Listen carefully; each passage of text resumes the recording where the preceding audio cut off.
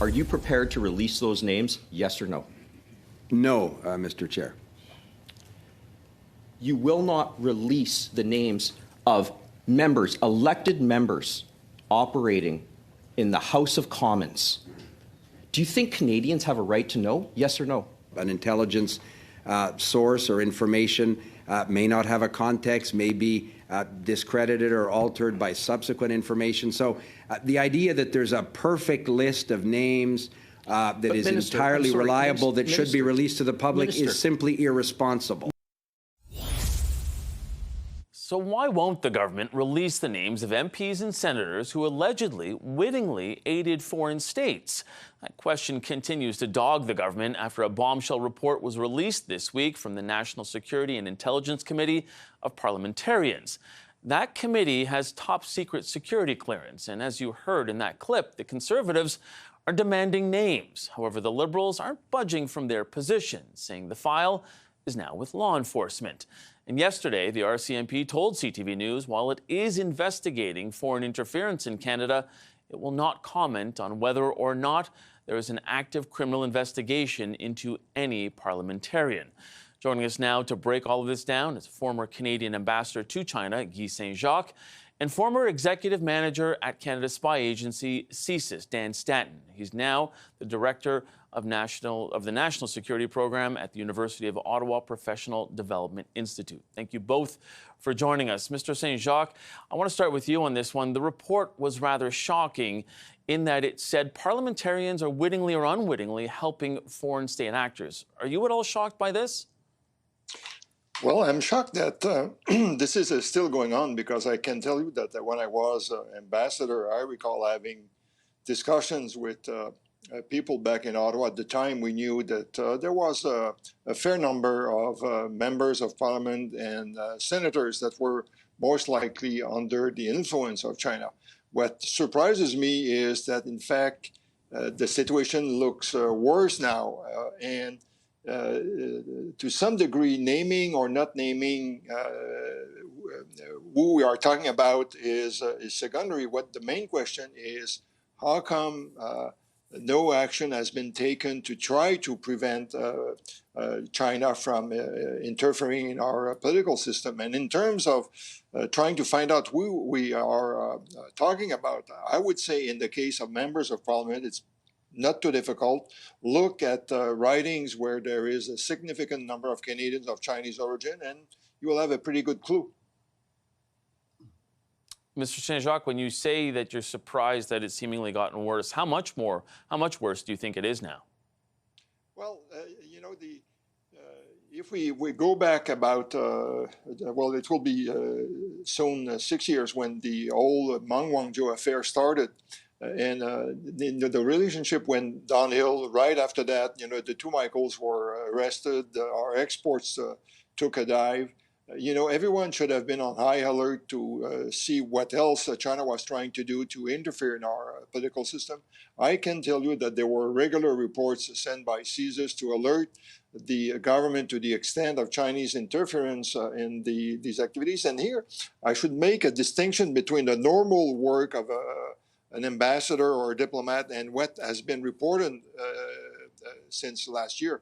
You know, when I was ambassador or a high-level diplomat in places like London and Washington, of course I would meet with members of Congress or members of Parliament to try to influence them, try to convince them to change some proposed regulations or policies or laws. But I never, of course, promised anyone that would help this person to get elected. I never offered money. I never directed people to go to an assembly to select a candidate. And so, you know, the government has been aware of all of these problems for a long time, going back at least 2 elections. And so that's why when I put all this together, I'm very surprised that we are still at this state. You know, it's high time for the government to take a number of measures to correct their course and try to limit such influence. Mr. Stanton, how big are the stakes of all this? Well, it's quite significant, Mike. I mean, we're hearing, you know, a number of MPs witting, unwitting relationships, sort of an influential relationship with foreign states. Could be China, could be could be India. We're hearing one had what we would call a conscious relationship with a foreign intelligence service.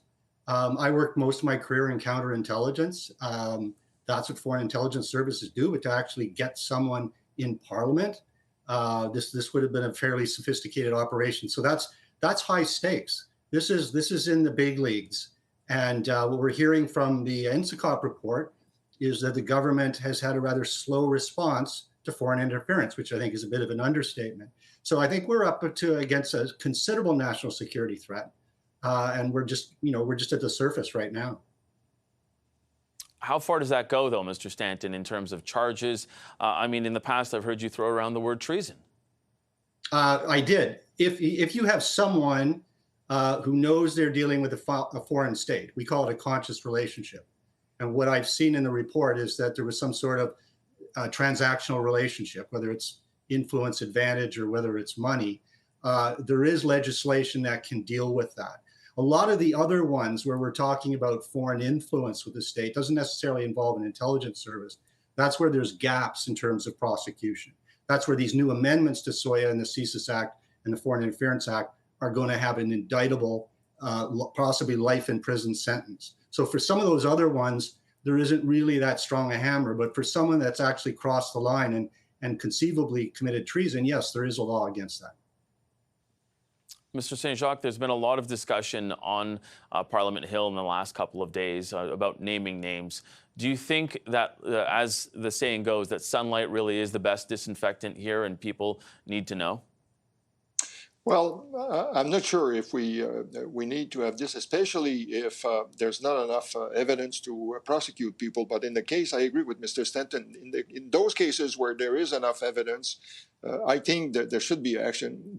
Also, if I were the Prime Minister, because I must say that I am concerned here that we are talking of probably more liberals than conservative.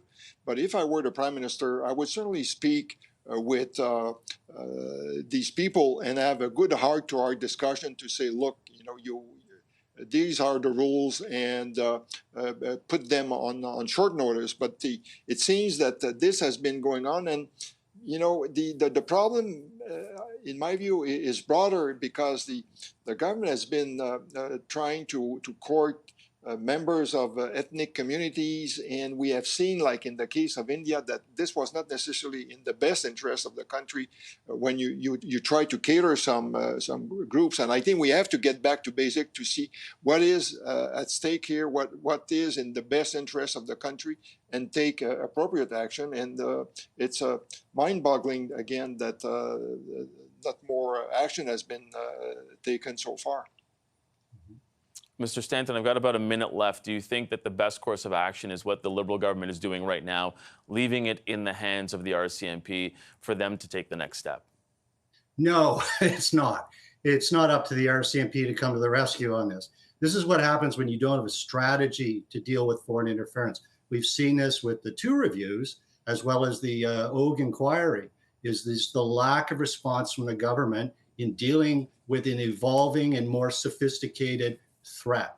And we need a strategy to deal with that. We need a foreign policy on China. We need national security policy. We need to get our act together and how we'll deal with it. The law enforcement side is one tool. It's not always the end game in these types of cases. And I don't think Canadians should expect that now there's going to be a lot of people being charged and prosecuted. We need to, as a country, recognize that this is one of the most serious threats we have to our democratic processes, and we need to get our defenses in place. Okay. And just on that note, do you think they should be naming names, just quickly? No, not at all. To compromise sources, methods, and some of it's based on intelligence. They could have a tangential relationship with a foreign state. We don't know. So you don't want to ruin people's lives, just to score political points. I don't think that's right. I think we do have some privacy issues here.